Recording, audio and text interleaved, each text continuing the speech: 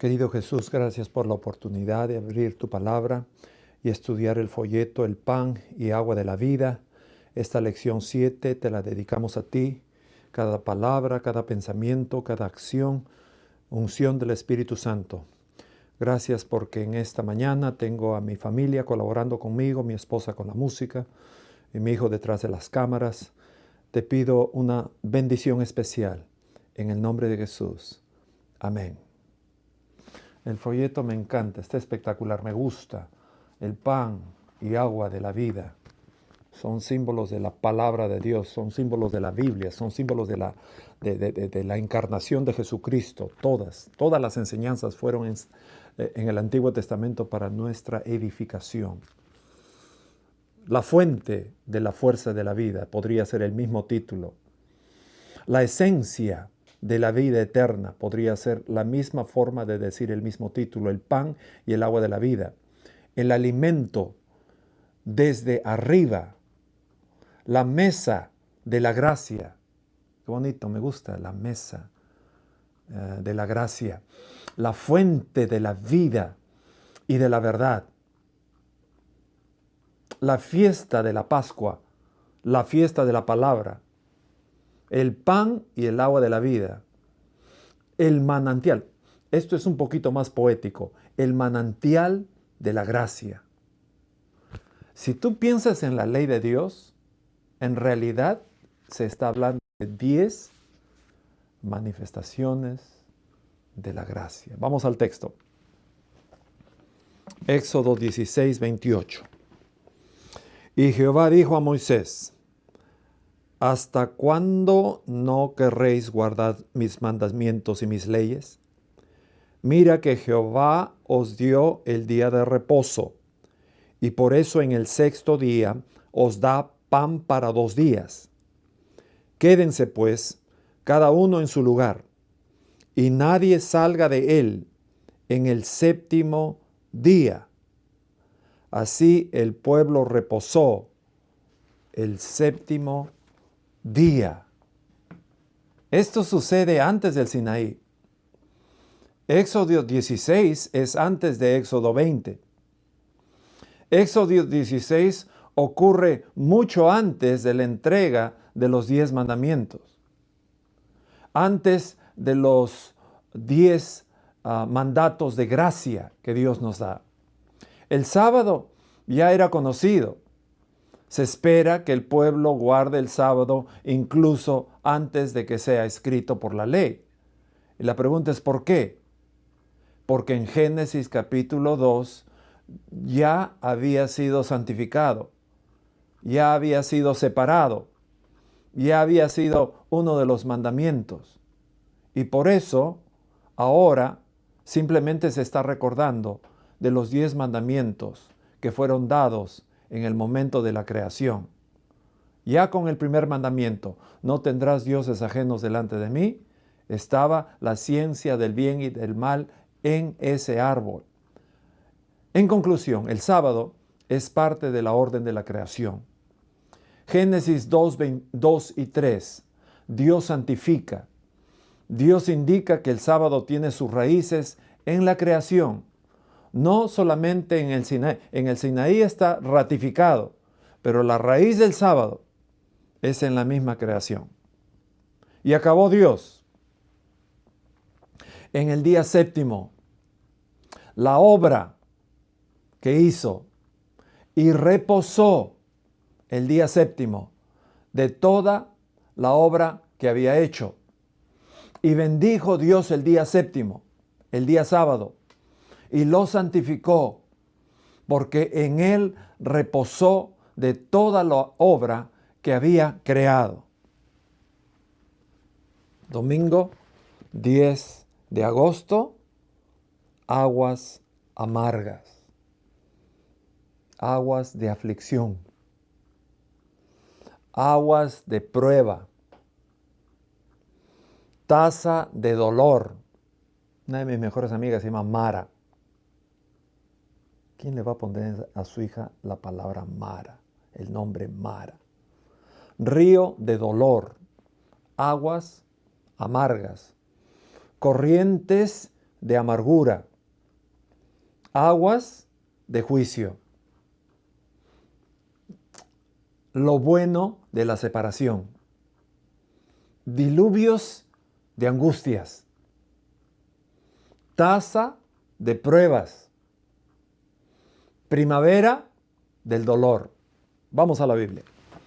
Y dijo: si oyeres atentamente la voz de Jehová tu Dios, e hicieres lo recto delante de sus ojos, y dieres oído a sus mandamientos, y guardares todos sus estatutos, ninguna enfermedad de las que envié a los egipcios te enviaré a ti, porque yo soy Jehová tu sanador. Ninguna de las enfermedades que envié a los egipcios, el pescado en todas sus formas, la res en todas sus formas, el puerco en todas sus formas, frito, sancochado, rostizado. No, pastor, pero el mío tiene cebollas. Eso es lomo saltado. No le hace. La comida peruana es rica. Es la más rica del mundo. Pero también la más dañina. Por eso te invito a comer seco de cordero sin cordero. Ceviche sin pescado. Ají de gallina sin gallina. Solo 2 versículos después se menciona directamente a la carne en el contexto del deseo por la comida de Egipto. Enfermedad de Egipto, enfermedad basado en carne, carne de rana, carne de caballo, carne de reptiles, fuera de Levíticos 11. ¿Quién nos dará carne para comer? Era la pregunta de los judíos. Y Dios se refiere: ¿quieren las plagas? ¿Quieren las enfermedades de las plagas? ¿Quieren que les traiga los juicios que traje sobre los egipcios? Que les traje por su desobediencia y por la dureza de su corazón. Yo te he prometido no darte las enfermedades de Egipto, pero quiero que obedezcas a la dieta original para que no te caigan los castigos. Aquí yo soy Jehová el que sana, Jehová Rafa, Jehová el Shaddai, el que provee, Rafa, el que sana.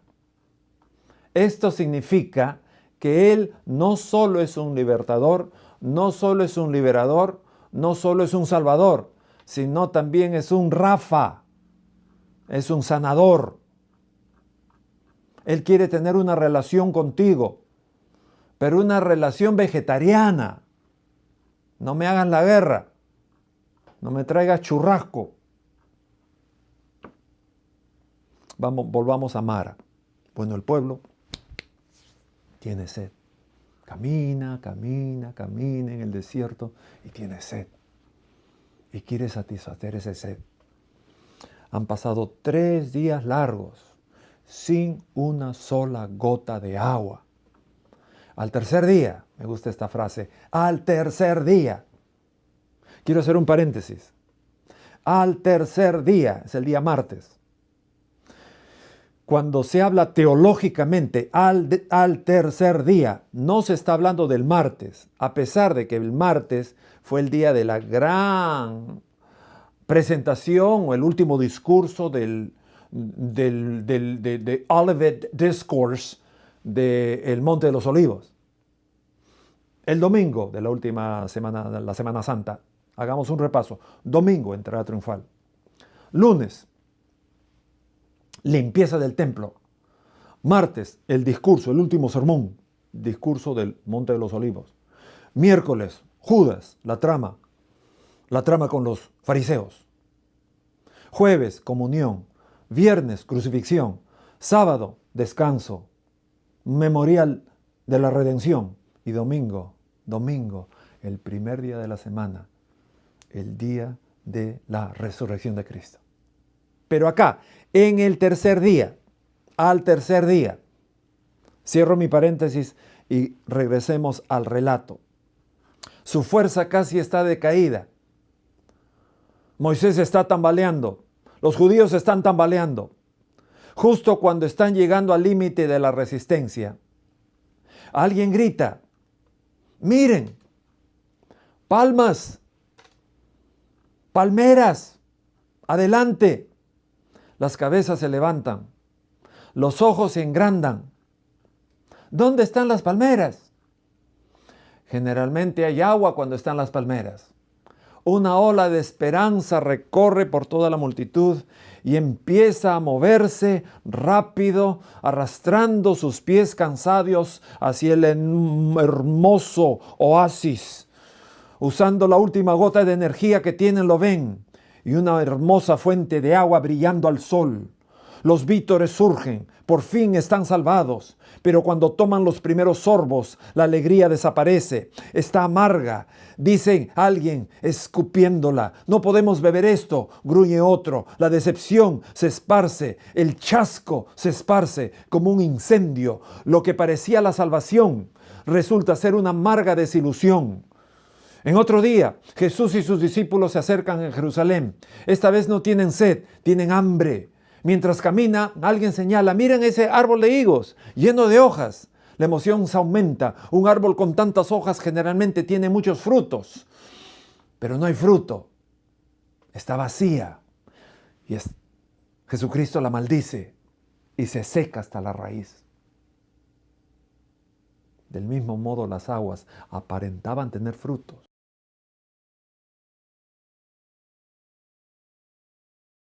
Nunca vayas a la iglesia con himnario si no estás dispuesto a traer al lado de tu himnario bondad.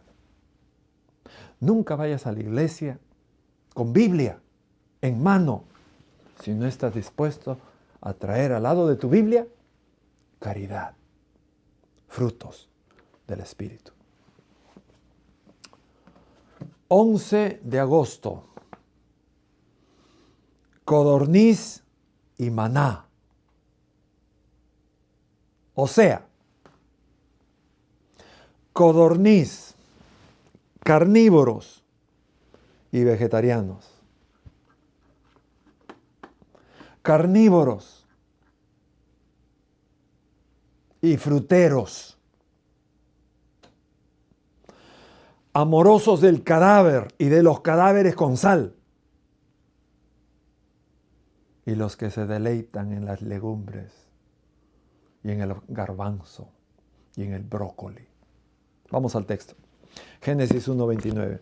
Entonces Dios dijo, mira, te he dado todas las plantas. Qué bonita frase. Te he dado todas las plantas, las remolachas, los culantros, las lechugas, las acelgas. Te he dado todas las plantas que dan semillas. Y no lo comas solo. Vas a comer zanahoria cruda. No lo comas solo, tomate crudo. No, mézclalo con limón. Todo con limoncito y sal de ajo, o sea, sin sodio. Es delicioso. Es delicioso. Es el mejor ceviche vegetariano. Todas las plantas que dan semillas y toda la tierra y todos los árboles frutales para tu comida. Este es el versículo en el primer plan dietético de Dios para la humanidad. Está centrado en los alimentos de origen vegetal, en las frutas, en las semillas, en los granos. Estos alimentos naturales están llenos de nutrientes. Y pastor, el pollo rostizado. El pollo rostizado fue porque vino un diluvio. Por eso, ¿cómo ibas a estar a 120 días? ¿Cómo ibas a estar dentro del arca buscando tu acelga? Tenías que comer algo. Y por eso vino el pollo. Pero no fue el plan original. El plan original, semillas, plantas, árboles, frutas. Ahora te preguntas, ¿por qué? Cuando llega este famoso duplicador de células que se llama cáncer. ¿Por qué, pastor? Todas las carnes. Mira, te voy a dar 3. ¿Cómo tener cáncer en 3 días? Aquí va un curso. ¿Cómo adquirir cáncer en 3 días? Número 1, fumar. Número 2, tomar bebidas alcohólicas. Y número 3, carnes en todas de sus formas. Pero pastor, ¿puedo yo recibir cáncer siendo vegetariano? Por supuesto, porque vivimos en un territorio enemigo. Pero los porcentajes se reducen al mínimo. Porque al fin y al cabo, si estás vivo a los 70, si estás vivo a los 80, si estás vivo a los 90, tengo un papá que ya va a ser nonagenario, no es por la alimentación, no es solamente por la alimentación, no es solamente por la bebida de agua. Si estás vivo es por la gracia y por la misericordia de nuestro Dios. Por eso todo es gracia. Martes 12 de agosto. Agua de la roca. En otras palabras, Cristo, la roca de la salvación. En otras palabras, el agua de la vida. La roca que sostiene. En otras palabras, agua viva, fluyendo de Cristo. En otras palabras, la gracia de Dios en el desierto. Esto es un título muy bonito, pero vamos a la Biblia. Éxodo 17. Por mandato del Señor, toda la comunidad de Israel dejó el desierto de Sinaí y se trasladó de un lugar a otro. Y finalmente acompañaron en Refidim, pero allí no había agua para que la gente bebiera. Así que una vez más el pueblo se quejó contra Moisés. ¡Danos agua de beber! Cállense, respondió Moisés. ¿Por qué se quejan contra mí? ¿Y por qué están poniendo a prueba al Señor? Pero, atormentados por la sed, continuaron. ¡Danos de beber! ¿Por qué nos sacaste de Egipto? ¿Acaso quieres matarnos de sed a todos nosotros? Regresemos a la esclavitud, era bonita, por lo menos teníamos agua. ¿Quieres matar a nuestro ganado? Moisés clamó. ¿Qué debo hacer con este pueblo, Señor? Ayúdame. Están a punto de apedrearme. El Señor le dice, sal al frente del pueblo, toma tu vara. Toma tu vara. La misma con la que golpeaste las aguas del Nilo. Eso es un acto de fe. ¿Qué tiene que ver la vara con fe? Con agua. Ahí está la fe. Yo estaré delante de ti sobre la roca en el monte. Golpea la roca y saldrá agua a raudales. Entonces el pueblo podrá beber. Así que Moisés golpeó la roca tal como fue dicho y el agua brotó mientras los ancianos observaban. Y Moisés llamó a ese lugar Masá, que significa prueba. Ahora yo te quiero hablar a ti, mi querido hermano. El pastor Bullón utiliza este texto para decir que tú necesitas un refidim, un desierto. La experiencia de Moisés en el desierto es una gran lección para todos los seres humanos. Es una gran lección para todos los líderes. Él nos está enseñando que necesitamos un refidim en nuestra vida.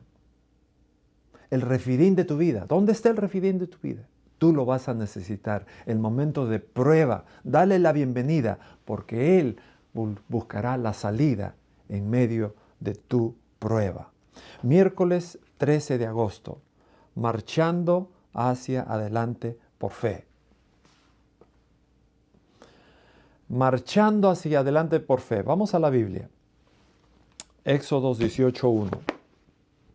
El suegro de Moisés, Jetro, el sacerdote de Madián, oyó todo lo que Dios había hecho por Moisés y por su pueblo, los israelitas.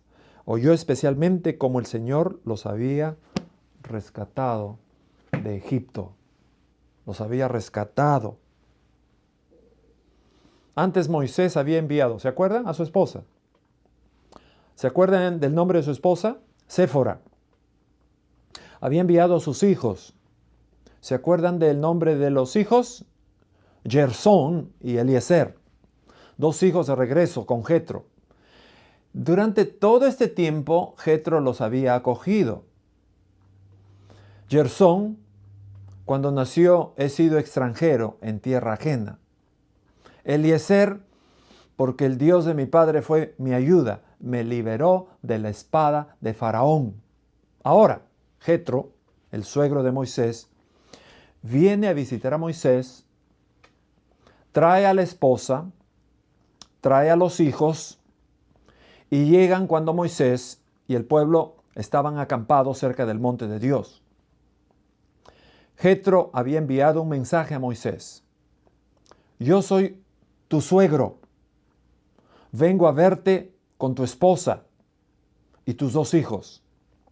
Entonces Moisés sale a encontrarse con su suegro, se inclina ante él, lo besa, se saludan mutuamente, cordialmente, y luego entran en la tienda de Moisés. Moisés le cuenta a su suegro todo lo que el Señor había hecho a Faraón y a Egipto, y en favor de Israel. También le habla de todas las dificultades que habían experimentado en el camino y cómo el Señor había rescatado de los problemas. Jetro se alegra y al oír todo lo bueno que había dicho, le dice: mucho estás cargando sobre ti. ¿Por qué no divides en grupos y dedica las responsabilidades? Elige líder. En otras palabras, empieza una junta de nombramientos, llama a la junta especial, después a la junta organizadora, después a la junta de nombramientos, y elige las personas poseídas por el Espíritu Santo para que ellas dividan el trabajo. Esto es mucho para ti. Los problemas menores ellos los solucionan y los problemas grandes te los traen hacia ti. Es el principio de delegar, de delegar. Respetar. Ahora, aquí yo entiendo, aquí hay algo que debemos recordar. Cuando viene un suegro, no olvides que hay un mandamiento que dice: honra a tu suegro y a tu suegra. Si tú vas al original, padre y madre, incluye suegro y a tu suegra. Honra a tu suegro y a tu suegra para que tus días se alarguen. Yo tengo una bendición de tener a mi suegro 6 años viviendo conmigo. A mi señor padre 20 años viviendo conmigo. Es suegro de mi esposa y Benjamín Daguman Nepomuceno es mi suegro. A los ancianos hay que respetarlos. Durante los 4 años de Joe Biden, yo siempre dije: hay que respetar a los ancianos. Durante los 4 años de Donald Trump, también he dicho: hay que respetar a los ancianos. Son ancianitos, 80, ambos casi octogenarios. ¿Quién los puso ahí? Pregúntate, ¿quién los puso ahí? ¿La Convención Democrática? ¿Partido Republicano? Romanos 13 fueron puestos por Dios. Y a los ancianitos, por más que no te gusten, hay que respetarlos. No estoy hablando de política, estoy hablando de Jetro. Jueves 14. El pan y el agua de la vida, maná del cielo y agua de la roca. Vamos a la Biblia. Me gusta ir a la Biblia. Corintios 10:11. Y estas cosas les aconteció como ejemplo. Estas cosas aconteció. Todas las cosas. La caída del maná, la nube, el fuego, la pelea contra los amalecitas. Todo. Abel, Caín, la muerte de los primogénitos. Todo aconteció como ejemplo. Y están escritas para amonestarnos a nosotros, a quienes han alcanzado los fines de los siglos. Pablo acá se está refiriendo a las experiencias del pasado, del Antiguo Testamento, de los israelitas, del pueblo judío, su desobediencia, su idolatría, sus consecuencias, su círculo vicioso, sus circunloquios, sus muertes, sus rebeliones. Ejemplos para que tú y yo aprendamos a confiar en Dios.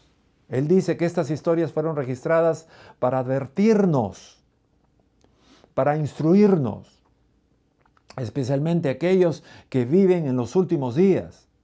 a quienes han alcanzado los fines de los siglos. ¿Por qué pues entonces 70,000 bebés muertos por Dios? ¿Por qué fueron matados por el ángel de Dios? Si seguimos a San Pablo, tenemos que decir, para advertirnos en el presente. Como les dije, todas las cosas acontecieron como ejemplo. ¿Ejemplo de qué? 70,000 bebitos inocentes. ¿Ejemplo de qué?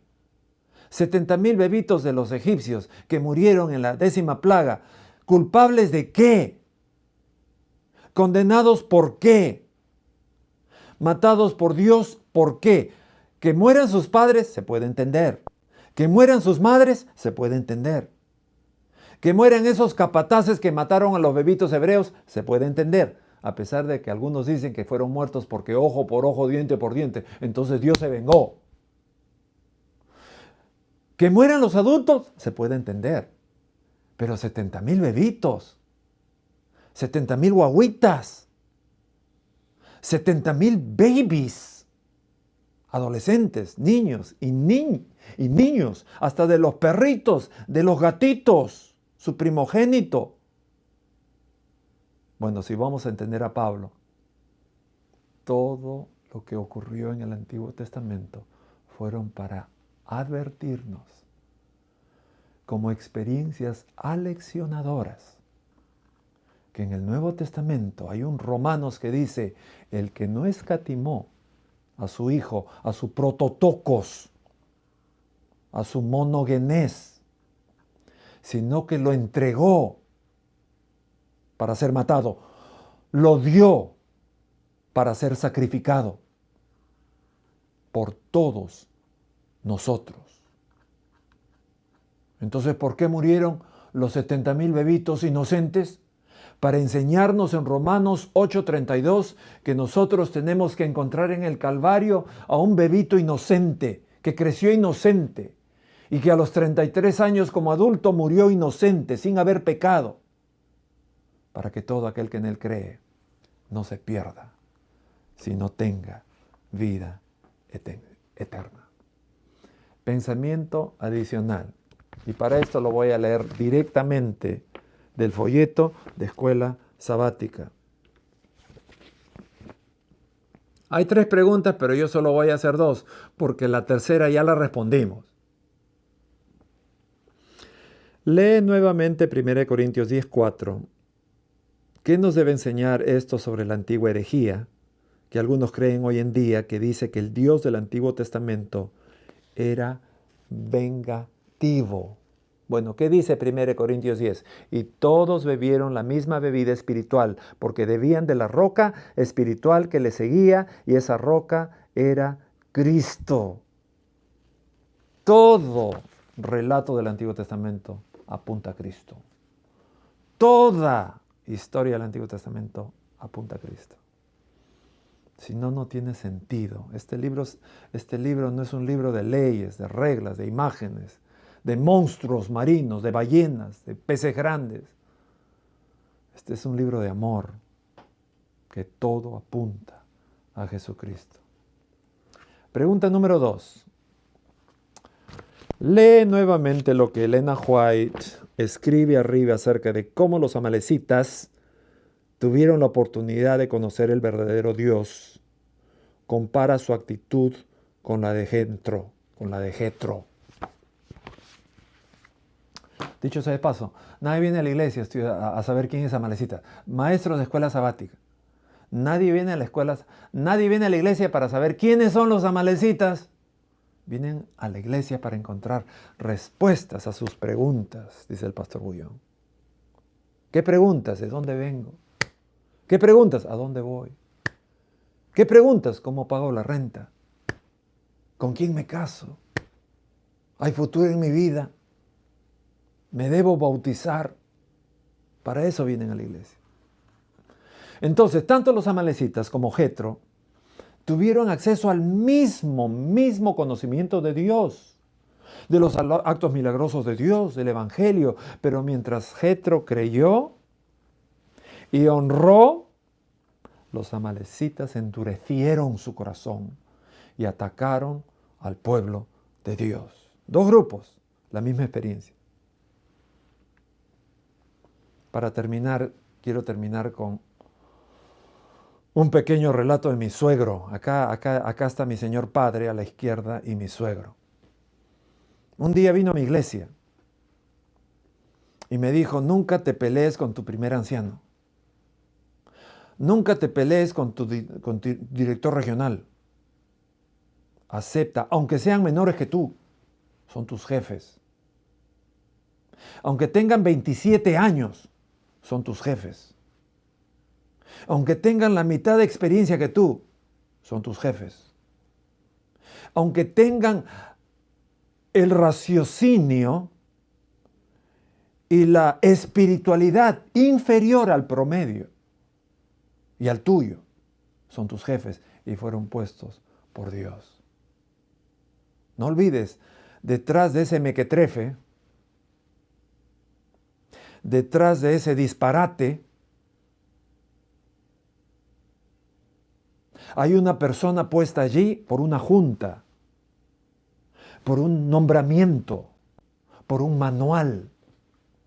Y ese manual refleja un Dios de orden que está en el cielo. Y cuando tú te revelas al manual o a la persona puesta por el manual de un Dios de orden, te está revelando ante Dios. A veces los seres humanos son moscas. A veces los líderes de 27 años son moscas que se paran encima de la cabeza de un caballo. Y desde encima de la cabeza del caballo esa mosca piensa que es más grande que el caballo. Pero siguen siendo moscas. Pero si esas moscas fueron puestas por una junta y te toca trabajar debajo de esa mosca, aprende a respetar y amar. Fueron consejos, me dio muchísimos consejos espirituales, teológicos. Y yo, ahora que a los 94 años será visitado por mi esposa la próxima semana, que a los 94 años será visitado por mi hijo la próxima semana, le quiero mandar un saludo. Benjamín, se llama Benjamín Daguma. Te mando un saludo. Ya no puede responder, ya no puede reconocer, pero lo sigo honrando. Me acuerdo todas las noches antes de dormir y pienso en vos. Que Dios te bendiga, te dé fuerzas. Que Dios te dé hasta los 100 años, vida sana como lo eres. Tus 40 órganos sanos como los tienes. Y ha sido una bendición ser tu yerno, porque he tenido un suegro de lujo, un suegro hombre de Dios, como Dios quiere. Que Dios te bendiga y nos vemos la próxima semana.